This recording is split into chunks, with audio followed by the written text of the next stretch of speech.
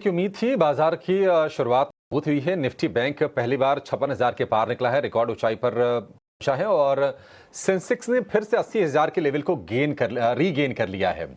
आज की तेजी निफ्टी में कंप्लीटली आप क्रेडिट दे सकते हैं आईटी स्टॉक्स को, क्योंकि एचसीएल, टेक महिंद्रा, इन्फोसिस, विप्रो ये तमाम शेयर आज अच्छी मजबूती दिखा। टीसीएस थोड़ा सा पीछे, लेकिन तेजी टीसीएस के शेयर में भी है।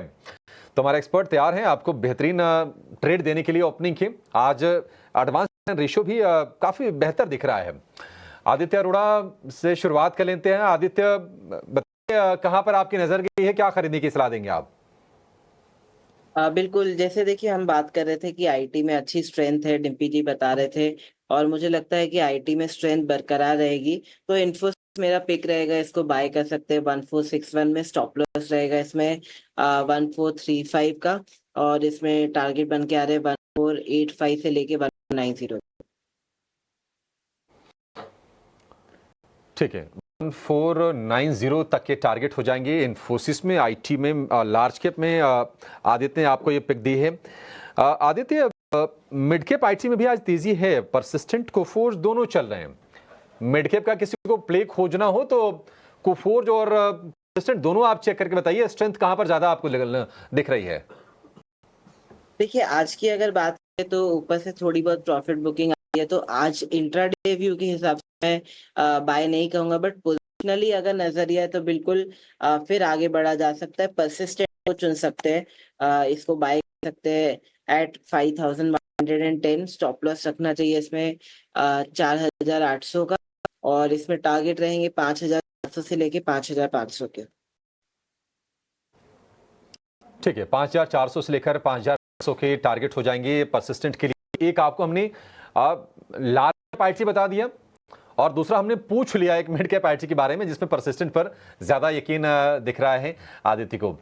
जियो फाइनेंस, कल हमने देखा था कि ये शेयर 250 रुपए के ऊपर निकला था और 250 रुपए के ऊपर निकलने के बाद अपनी स्ट्रेंथ को और बढ़ा रहा है। 255 रुपए के आसपास का भाव होगा जियो फाइनेंशियल का।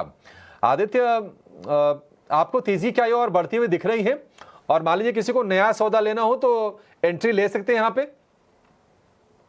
बिल्कुल, ये स्टॉक में एंट्री ले सकते हैं। रफ्तार स्टॉक में बढ़ रही है और मोमेंटम बढ़ता जा रहा है, तो इसके साथ आगे बढ़ सकते हैं।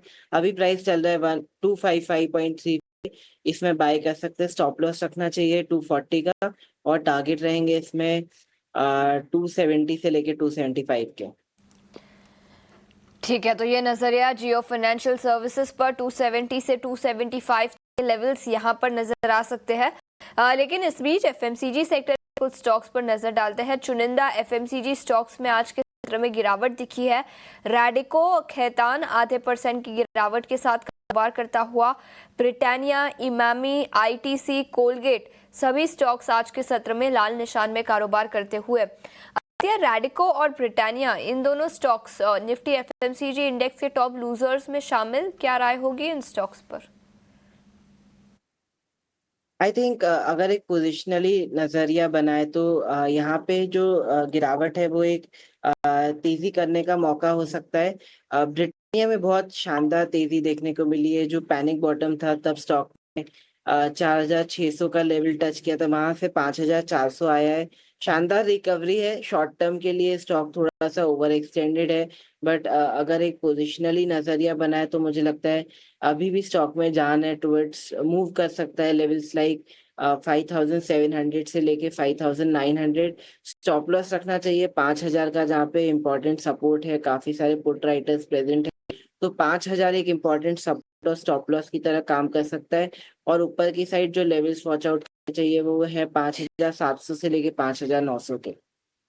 ठीक है, तो 5900 तक के लेवल्स आपको ब्रिटानिया में नजर रखने चाहिए। और एफएमसीजी सेक्टर के कुछ और स्टॉक पर भी हमने चर्चा की जहां पर आज कमजोरी का माहौल नजर आ रहा है। लेकिन इस बीच